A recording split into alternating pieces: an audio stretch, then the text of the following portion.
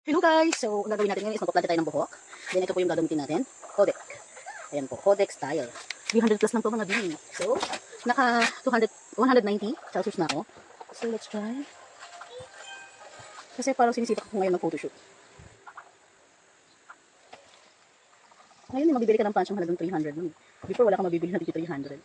Pero syempre, iba pa rin yung mga ceramic talaga. Look naman.